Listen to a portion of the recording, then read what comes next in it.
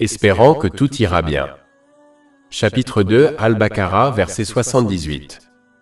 Et parmi eux les gens du livre, il y a des illettrés qui ne connaissent pas l'écriture, la Torah et la Bible, sauf se livrant à des vœux pieux, mais ils ne font que supposer. Ce verset critique les gens qui prétendent verbalement suivre une religion particulière, mais qui ne parviennent pas à apprendre et à mettre en pratique ses enseignements. Beaucoup de gens du livre récitaient aveuglément leurs écritures divines, sans savoir ce qu'elles enseignaient, et préconisaient, à l'instar des musulmans d'aujourd'hui qui récitent le Saint-Coran sans en comprendre le sens. En conséquence, ces gens du livre sans instruction suivaient aveuglément leurs aînés et leurs savants sans comprendre les enseignements de leurs écritures divines. Dans la plupart des cas, cela les a conduits à s'égarer car beaucoup de leurs aînés et de leurs savants ont intentionnellement mal interprété leurs écritures divines, dans le but d'obtenir des choses matérielles, telles que la richesse et le statut social. Par exemple, la plupart d'entre eux ont rejeté l'islam et ont conseillé à leurs disciples ignorants de rejeter également l'islam, même s'ils reconnaissaient clairement sa véracité, puisque le Saint-Coran et le Saint-Prophète Muhammad, paix et bénédiction d'Allah sur lui, ont été évoqués dans leurs écritures divines. Chapitre 6 Al-An'am, verset 20. Ceux à qui nous avons donné le livre le reconnaissent, le Saint-Coran, comme ils reconnaissent leur propre fils. Et chapitre 2 Al-Baqarah, verset 146. Ceux à qui nous avons donné le livre le connaissent, le prophète Muhammad, que la paix et le salut soient sur lui, comme ils connaissent leurs propres enfants. Et chapitre 2 Al-Baqarah, verset 78. Et parmi eux les gens du livre, il y a des illettrés qui ne connaissent pas l'écriture, la Torah et la Bible. Ce verset nous met donc en garde contre l'ignorance, qui consiste à ne pas apprendre et à ne pas agir selon la connaissance divine, car cela conduit souvent à une imitation aveugle des autres, ce qui à son tour conduit souvent à l'égarement. Chapitre 6 Al-An'am, verset 116. Et si vous obéissez à la plupart des gens sur terre, ils vous égareront certainement du sentier d'Allah. Ils ne suivent que des conjectures, et ne sont que des égarés. C'est l'une des raisons pour lesquelles l'apprentissage et la mise en pratique des connaissances islamiques sont une obligation pour chaque musulman, selon le hadith trouvé dans Sunan Ibn Majah, numéro 224. On n'attend pas d'un musulman qu'il comprenne tous les aspects complexes et détaillés de la connaissance islamique, tels que les aspects complexes de la jurisprudence islamique. On attend cependant de lui qu'il apprenne les éléments fondamentaux de la foi décrits dans le Saint-Coran et les hadiths du Saint-Prophète Muhammad, sur lui, la paix et le salut, et qu'il étudie, apprenne et agisse régulièrement sur la base de ces deux sources de guidance tout au long de sa vie. Cela permettra de s'assurer qu'il ne suivra pas aveuglément les autres dans toutes ses affaires religieuses, ce qui réduira les risques de s'égarer. Chapitre 2 Al-Baqarah, verset 78. Et parmi eux les gens du livre, il y a des illettrés qui ne connaissent pas l'écriture, la Torah et la Bible, sauf se livrant à des vœux pieux, mais ils ne font que supposer. L'ignorance empêche également l'homme d'obéir sincèrement à Allah, l'exalté, ce qui implique d'utiliser les bienfaits qui lui ont été accordés d'une manière qui plaise à Allah, l'exalté. Comment peut-on utiliser correctement les bienfaits qui lui ont été accordés si on ne sait pas comment le faire? Ces personnes ignorantes vont alors faire un mauvais usage des bienfaits qui leur ont été accordés, tout en supposant qu'elles sont sur la bonne voie, car elles prétendent avoir foi en Allah, l'exalter par leurs paroles. Cette attitude ne fera que les encourager à adopter des pratiques et des croyances culturelles, en supposant qu'il s'agit de pratiques et de croyances religieuses. Cela ne fera que les conduire à s'égarer davantage, car beaucoup de ces pratiques sont enracinées dans le polythéisme et la désobéissance à Allah, l'exalté. Cela est tout à fait évident lorsqu'on observe les musulmans ignorants. Les ignorants parmi les gens du livre pensaient que le fait de ne pas apprendre et d'agir selon la connaissance divine, et d'apprendre à la place quelques pratiques de leur religion suffisait pour le salut. Ils ont transformé leur foi en quelques pratiques vides de sens, et n'ont pas compris que leur foi était censée affecter chaque intention, chaque parole et chaque action qu'ils accomplissent. Cette compréhension ne se produit que lorsque l'on acquiert et agit selon la connaissance religieuse. Malheureusement, de nombreux musulmans ont suivi leurs traces en s'appuyant sur quelques actes physiques d'adoration, pensant que c'est la voie du succès. Lorsque l'on transforme sa foi en quelques pratiques et rituels accomplis dans une langue qu'on ne comprend pas, la foi ne devient plus un mode de vie. Lorsque la génération suivante suivra leurs traces, ce ne sera qu'une question de temps avant qu'elle abandonne ces quelques pratiques, en pensant qu'elles ne font qu'une partie de leur culture au lieu de comprendre que leur foi est censée être un mode de vie. Par exemple, les anciens qui ont émigré vers les pays occidentaux ont conservé leur culture vestimentaire, mais la génération suivante, qui est née et a grandi en Occident, a abandonné cette façon de s'habiller, pensant qu'il s'agissait seulement d'une pratique culturelle et non d'un mode de vie. Le problème avec la culture et la mode est qu'elle change constamment de génération en génération, et si la foi est considérée comme une série de pratiques culturelles, elle aussi sera abandonnée avec le temps. C'est ce qui s'est passé avec les gens du livre, les Juifs et les chrétiens.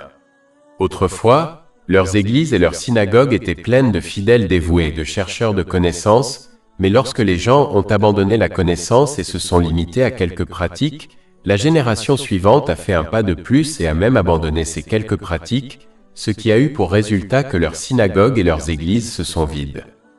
En outre, ceux qui ont adopté cette mentalité parmi les générations plus âgées ont conservé les quelques pratiques qu'ils avaient apprises, mais en raison des changements dans la mentalité générale de la société, la génération suivante ne souhaite plus mettre en œuvre aveuglément les pratiques culturelles et se demande même souvent pourquoi elle devrait adopter la foi et agir selon ces pratiques. Si la génération plus âgée ne sait pas pourquoi elle est musulmane, comment peut-elle l'expliquer à la génération suivante? L'ignorance ne fera qu'encourager la génération suivante à abandonner sa foi et les quelques pratiques que ses aînés lui ont enseignées, et à mener plutôt une vie au service de ses propres désirs.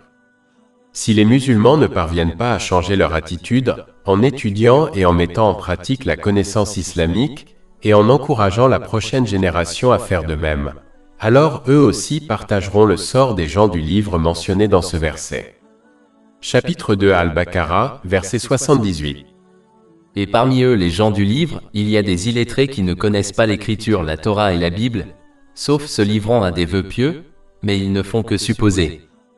Cela nous met également en garde contre une conséquence dangereuse de l'échec à apprendre et à mettre en pratique les enseignements divins.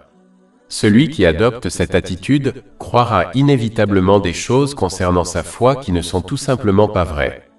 Par exemple, il peut apprendre certains attributs divins d'Allah, l'exalté, comme le fait qu'il est pardonneur et miséricordieux, et par conséquent, il se laissera aller à des vœux pieux tout en croyant avoir de l'espoir en sa miséricorde et son pardon. Cela signifie qu'il persistera dans la désobéissance à Allah, l'exalté, tout en croyant qu'il lui pardonnera, car il est pardonneur.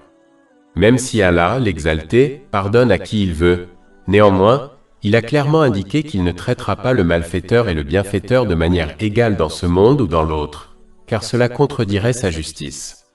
Chapitre 45 Al-Jathiya, verset 21. Ou ceux qui commettent le mal, pensent-ils que nous les rendrons semblables à ceux qui croient et accomplissent de bonnes œuvres, et que nous les rendrons égaux dans la vie et dans la mort? Quelle injustice que ce qu'ils jugent!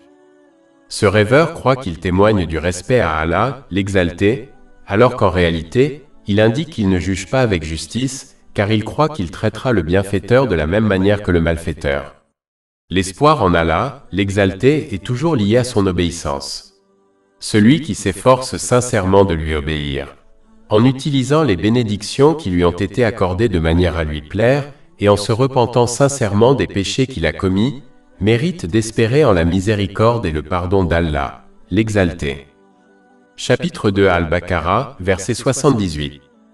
Et parmi eux les gens du livre, il y a des illettrés qui ne connaissent pas l'écriture, la Torah et la Bible, sauf se livrant à des vœux pieux, mais ils ne font que supposer. Une autre croyance erronée adoptée par ceux qui n'apprennent pas et ne mettent pas en pratique les enseignements de l'islam est qu'ils minimisent le châtiment du jour du jugement et de l'enfer. Ils supposent qu'étant musulmans, ils mourront musulmans, ce qui signifie qu'ils entreront finalement au paradis, même s'ils sont d'abord punis en enfer. Tout d'abord, quitter ce monde avec la foi n'est pas garanti et ceux qui persistent dans la désobéissance à Allah, l'exalté, en raison de leur ignorance, pourraient bien quitter ce monde sans leur foi, car ils n'ont pas nourri leur foi par des actes d'obéissance. La foi est comme une plante qui doit être nourrie par de bonnes actions, et tout comme une plante meurt lorsqu'elle n'obtient pas de nourriture, comme de l'eau. De même, la foi d'un musulman qui ne parvient pas à soutenir sa déclaration de foi verbale par des actes peut bien mourir. Deuxièmement, le châtiment du jour du jugement et de l'enfer est insupportable, même pour un instant, sans parler de plusieurs années. Le saint prophète Mohammed, que la paix et les bénédictions soient sur lui, a prévenu que le jour du jugement, celui qui a le plus apprécié sa vie présente sera plongé en enfer pendant un moment puis en ressortira. On lui demandera s'il a connu quelque chose de bien dans toute son existence, et il répondra par la négative, car l'enfer est si terrible qu'il détruit les souvenirs et les sentiments de tout plaisir qu'une personne a pu ressentir. Cela a été prévenu dans un hadith trouvé dans Sunan Ibn Majah, verset 4321. Cela suffit à montrer clairement qu'un seul moment de l'enfer est insupportable, il ne faut donc jamais le dénigrer comme s'il s'agissait d'une prison terrestre. De plus, cette attitude erronée est la même que celle adoptée par les gens du livre, qui ont également dénigré l'enfer et en conséquence, Allah, l'exalté, les a critiqués dans le Saint-Coran. Chapitre 2 Al-Baqarah, verset 80. Et ils disent, le feu ne nous touchera jamais, sauf pendant quelques jours. Dis, avez-vous pris un engagement envers Allah? Car Allah ne viole jamais son engagement. Ou bien dites-vous sur Allah ce que vous ne savez pas? Chapitre 2 Al-Baqarah, verset 78. Et parmi eux les gens du livre, il y a des illettrés qui ne connaissent pas l'écriture, la Torah et la Bible, sauf se livrant à des vœux pieux, mais ils ne font que supposer.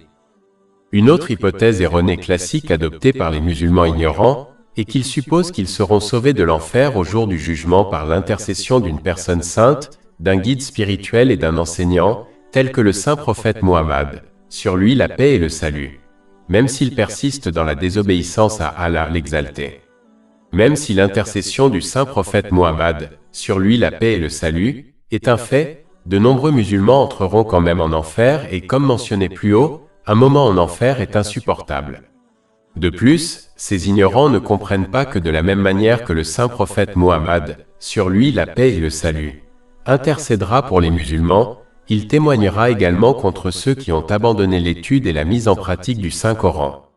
Chapitre 25 Al-Furqan, verset 30. Et le messager a dit, ô mon Seigneur, mon peuple a vraiment pris ce Coran comme une chose abandonnée. On ne peut abandonner une chose qu'après l'avoir acceptée et acceptée. Par conséquent, cela s'applique évidemment aux musulmans car ce sont eux qui ont reçu le Saint-Coran du saint prophète Mohammed, sur lui la paix et le salut.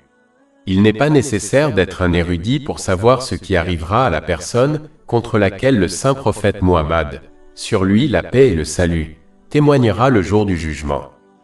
Ces ignorants croient que puisqu'ils sont de la nation du saint prophète Mohammed, que la paix et les bénédictions soient sur lui, ils seront pardonnés quels que soient leurs actes. C'est la même attitude erronée adoptée par les gens du livre qu'Allah, le Très-Haut, a critiqué dans le Saint-Coran. Chapitre 5 Al-Maïda, verset 18. Mais les Juifs et les chrétiens disent, nous sommes les enfants d'Allah et ses bien-aimés. Dis, alors pourquoi vous punit-il pour vos péchés? Vous êtes plutôt des êtres humains, parmi ceux qu'il a créés. Il pardonne à qui il veut, et il châtie qui il veut. L'ignorant qui ne parvient pas à apprendre et à mettre en pratique la connaissance islamique, supposera que la tradition d'Allah, l'exalté, sera changée pour lui. Cela signifie que même s'il a puni et punira les anciennes nations qui lui ont constamment désobéi, l'ignorant croit que cette tradition sera changée pour lui.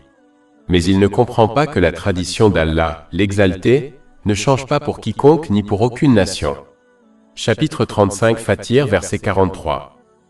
N'attendent-ils donc que la voix des premiers peuples? Or, vous ne trouverez dans la voie d'Allah aucun changement, et vous ne trouverez dans le sentier d'Allah aucun changement.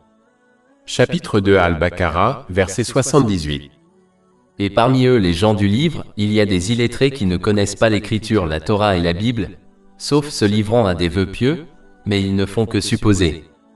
Une autre hypothèse erronée classique adoptée par les musulmans ignorants est qu'ils pensent qu'ils seront sauvés de l'enfer au jour du jugement, simplement parce qu'ils prétendent aimer le saint prophète Mohammed, sur lui la paix et le salut, et ses compagnons, sur eux la paix et le salut. Même s'ils ne parviennent pas à prouver cet amour par des actes en apprenant et en mettant en pratique ces traditions.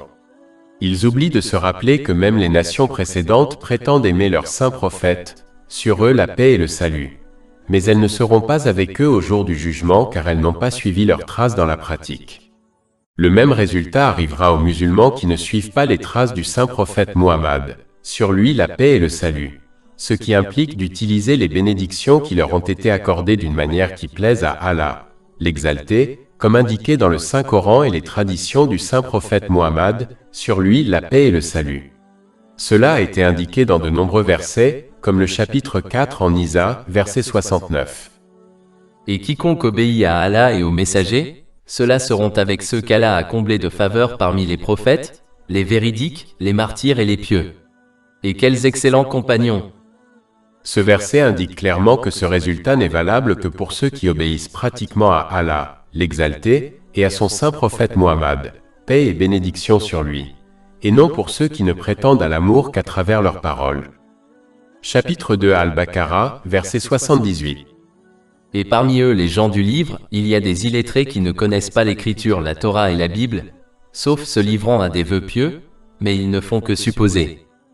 En conclusion, la seule façon d'éviter d'être induit en erreur par les autres est d'adopter des vœux pieux et des croyances fausses à propos d'Allah, l'Exalté, du Saint-Coran, du saint prophète Muhammad, sur lui la paix et le salut, et de l'au-delà, et d'apprendre et d'agir conformément au Saint-Coran et aux traditions du saint prophète Muhammad, sur lui la paix et le salut.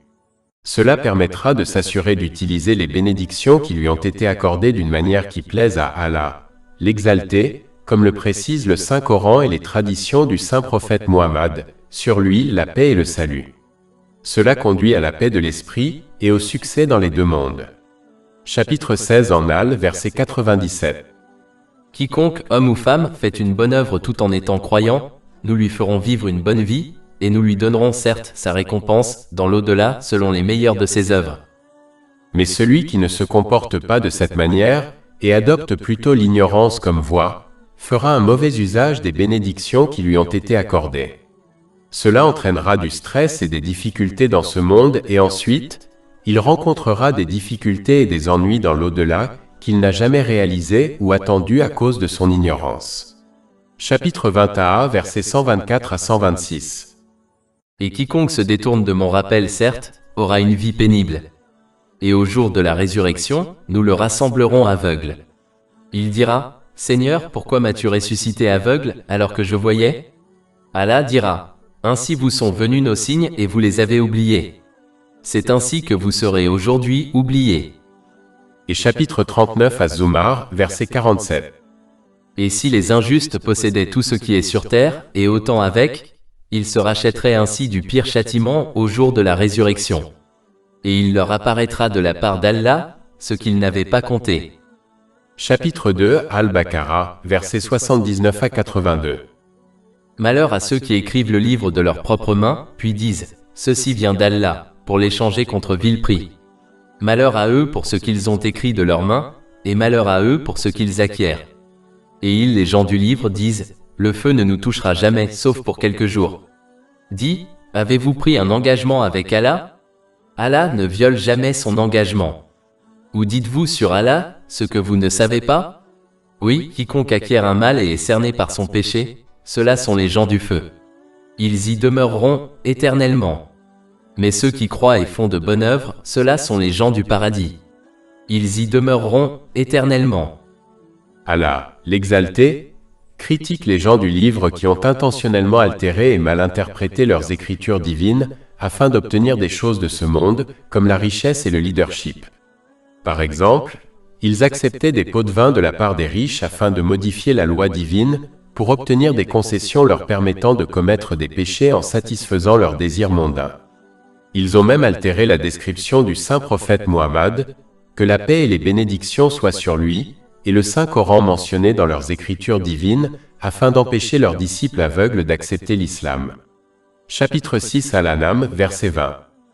Ceux à qui nous avons donné le livre le reconnaissent, le Saint-Coran, comme ils reconnaissent leur propre fils.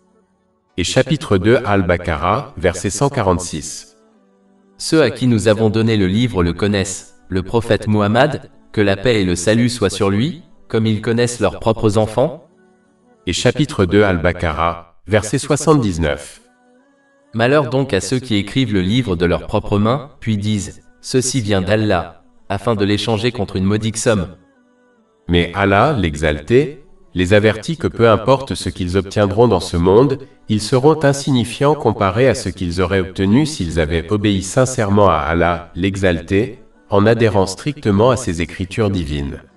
La paix de l'esprit et le succès dans les deux mondes accordés à ceux qui se comportent correctement sont comme un océan comparé à la goutte que l'on peut obtenir en faisant des compromis sur sa foi. Chapitre 16 en Al, verset 97. Quiconque, homme ou femme, fait une bonne œuvre tout en étant croyant, nous lui ferons vivre une bonne vie, et nous lui donnerons certes sa récompense dans l'au-delà selon les meilleures de ses œuvres.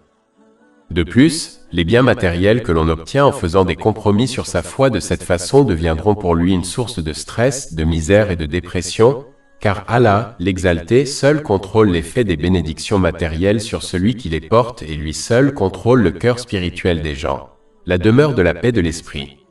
C'est la raison pour laquelle on observe souvent que ceux qui se noient dans le luxe matériel sont ceux qui souffrent le plus de problèmes mentaux tels que l'anxiété, la dépression et les tendances suicidaires que quiconque. Cela indique clairement que sans la paix de l'esprit, toutes les bénédictions et tous les luxes matériels sont insignifiants, tout comme le dit le verset 79. Chapitre 21, versets 124 à 126. Et quiconque se détourne de mon rappel, certes, aura une vie pénible. Et au jour de la résurrection, nous le rassemblerons aveugle. Il dira, Seigneur, pourquoi m'as-tu ressuscité aveugle alors que je voyais? Allah dira, ainsi vous sont venus nos signes et vous les avez oubliés. C'est ainsi que vous serez aujourd'hui oubliés. Cette punition terrestre est future pour ceux qui compromettent les enseignements divins en les interprétant intentionnellement de manière erronée, s'accordant ainsi à eux-mêmes et aux autres la possibilité de faire un mauvais usage des bénédictions qui leur ont été accordées, a été indiqué à la fin du verset 79. Chapitre 2 Al-Baqarah, verset 79. Malheur à eux à cause de ce qu'ont écrit leurs mains, et malheur à eux à cause de ce qu'ils ont acquis. La malédiction prive l'individu de la miséricorde d'Allah, l'Exalté, ce qui l'empêche d'obtenir la paix de l'esprit et le succès dans ce monde ou dans l'autre, quelles que soient les choses matérielles qu'il obtiendra. De plus, le saint prophète Muhammad, que la paix et les bénédictions soient sur lui, a averti dans un hadith retrouvé dans le Sunan Ibn Majah, numéro 253, que l'acquisition de la connaissance islamique pour les choses matérielles, comme le fait de se mettre en valeur devant les autres, mènera à l'enfer. Chapitre 2 Al-Baqarah, verset 79. Malheur à ceux qui écrivent le livre de leurs propres mains, puis disent « Ceci vient d'Allah », pour l'échanger contre une modique somme. Malheur à eux pour ce qu'ils ont écrit de leurs mains, et malheur à eux pour ce qu'ils acquièrent. Français, une branche de cette attitude se manifeste lorsque des soi-disant savants musulmans prônent des actions qui ne sont pas enracinées dans le Saint-Coran et les traditions du saint prophète Muhammad, sur lui la paix et le salut, afin d'amasser des adeptes, tout en prétendant que ce qu'ils prônent vient d'Allah, l'Exalté. En conséquence, leurs disciples ignorants s'accrochent à ces pratiques en croyant qu'elles viennent d'Allah, l'Exalté, et prennent ces savants comme leurs chefs spirituels dont l'obéissance en toutes circonstances est obligatoire. Les musulmans doivent éviter ce genre de personnes et plutôt apprendre et agir selon le Saint-Coran et les traditions du saint prophète Muhammad, sur lui la paix et le salut, et éviter toute autre action, même si elle semble être une bonne action, car plus on agit sur d'autres choses, moins on agit sur les deux sources de guidance, ce qui conduit à son tour à l'égarement. C'est l'une des raisons pour lesquelles le saint prophète Muhammad, paix et bénédiction d'Allah sur lui, a averti dans un hadith trouvé dans Sunan Abu Daoud, numéro 4606, que toute question qui n'est pas enracinée dans les deux sources de guidance sera rejetée par Allah, l'Exalté.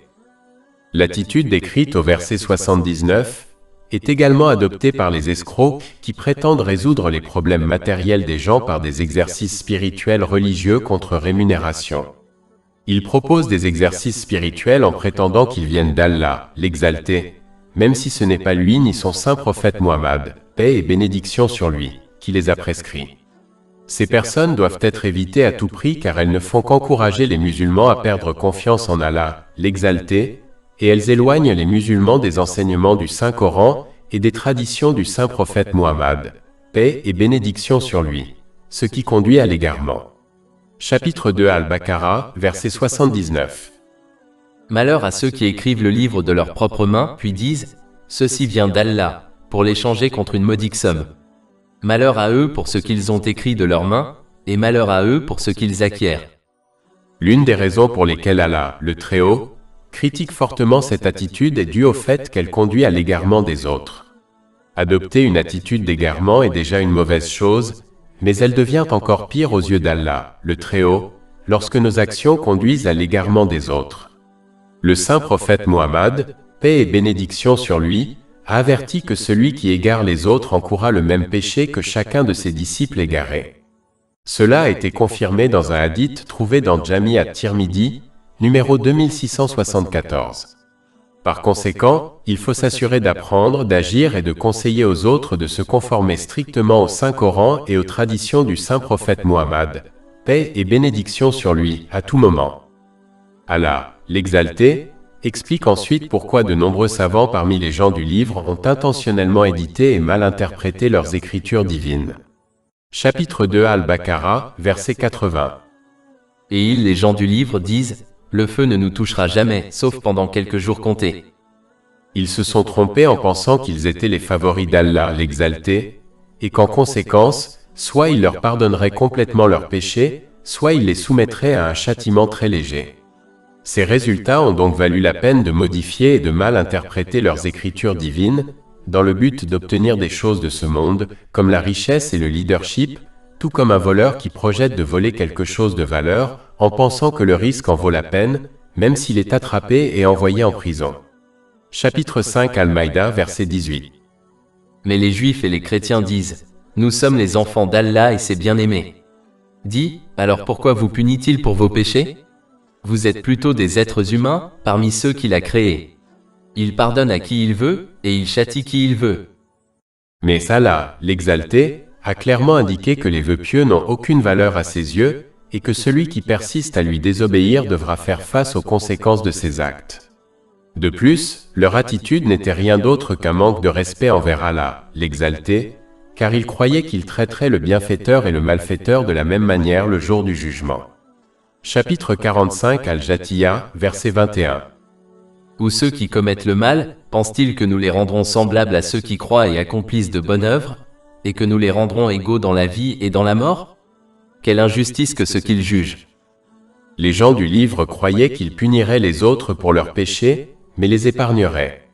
En conséquence, ils ont attribué l'injustice à Allah, l'exalté, ce qui est en soi un péché grave. Cela a été indiqué à la fin du verset 80. Chapitre 2 Al-Baqarah, verset 80. Et ils, les gens du livre, disent, le feu ne nous touchera jamais, sauf pendant quelques jours. Dis, avez-vous pris un engagement avec Allah? Allah ne viole jamais son engagement. Ou dites-vous sur Allah, ce que vous ne savez pas? Les musulmans doivent donc éviter de mal interpréter intentionnellement le Coran et les traditions du prophète Muhammad, sur lui la paix et le salut, afin d'obtenir des biens matériels, comme la richesse et le leadership. Malheureusement, de nombreux musulmans ont suivi les traces des gens du livre en prétendant qu'ils sont les favoris d'Allah, l'exalté, car ils appartiennent à la nation du prophète Muhammad, sur lui la paix et le salut.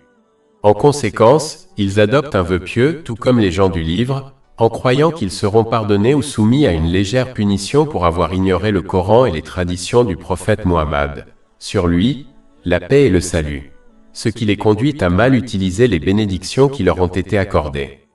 Ils ne comprennent pas que même si l'intercession du prophète Muhammad, sur lui la paix et le salut, est un fait, de nombreux musulmans iront quand même en enfer. Français, ceci a été confirmé dans les hadiths qui parlent de son intercession le jour du jugement, comme celui trouvé dans Sunan Ibn Majah, numéro 4308.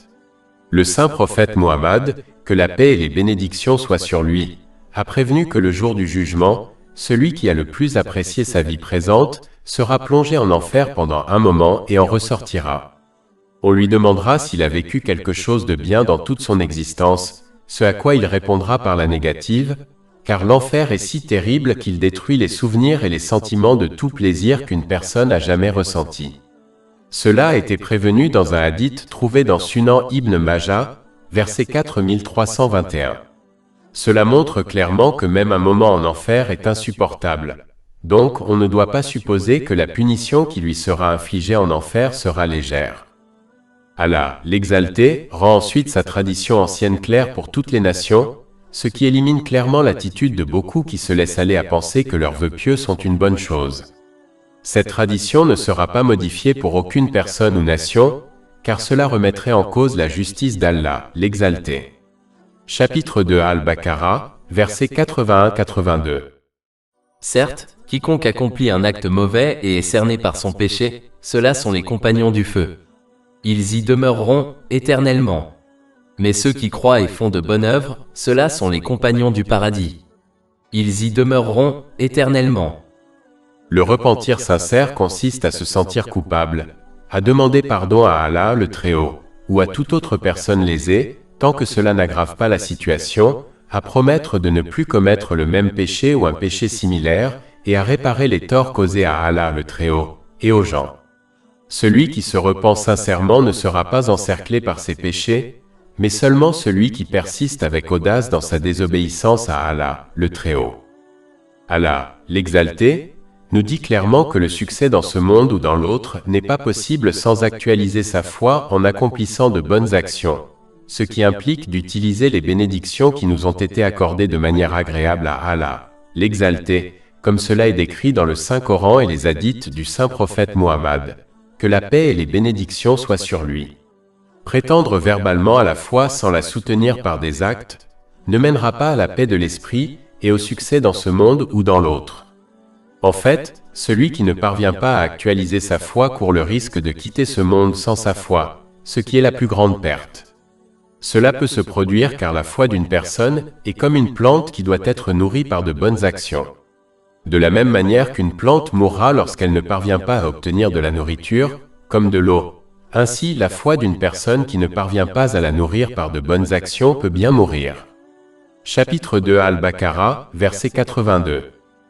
Mais ceux qui croient et accomplissent les bonnes œuvres, ceux-là seront les compagnons du paradis. Ils y demeureront éternellement. En conclusion, il faut éviter de mal interpréter les enseignements divins pour les adapter à ses désirs. Il ne faut pas choisir les commandements et les interdictions divines à suivre et ceux à ignorer en fonction de ses désirs, car cela constitue une forme de mauvaise interprétation des enseignements divins. Il faut éviter de se laisser aller à des vœux pieux, en supposant qu'il est possible d'ignorer l'obéissance à Allah, l'exalté, tout en obtenant la paix de l'esprit et le succès dans les deux mondes. Cette attitude ne mène qu'à des problèmes dans les deux mondes. Chapitre 21, versets 124 à 126. Et quiconque se détourne de mon rappel, certes, aura une vie pénible. Et au jour de la résurrection, nous le rassemblerons aveugle. Il dira, Seigneur, pourquoi m'as-tu ressuscité aveugle alors que je voyais? Allah dira, ainsi vous sont venus nos signes et vous les avez oubliés. C'est ainsi que vous serez aujourd'hui oubliés. Au contraire, ils doivent obéir sincèrement à Allah, l'exalté, en utilisant les bénédictions qui leur ont été accordées de manière à lui plaire, comme le précise le Saint-Coran et les hadiths du Saint-Prophète Muhammad, paix et bénédiction d'Allah sur lui. Cette attitude conduit à la paix de l'esprit et au succès dans les deux mondes. Chapitre 16 en Al, verset 97. Quiconque, homme ou femme, fait une bonne œuvre tout en étant croyant, nous lui ferons vivre une bonne vie, et nous lui donnerons certes sa récompense dans l'au-delà selon les meilleures de ses œuvres. Plus de 400 livres électroniques, livres audio, infographies, podcasts et blogs gratuits disponibles sur notre site web www.chekpod.com.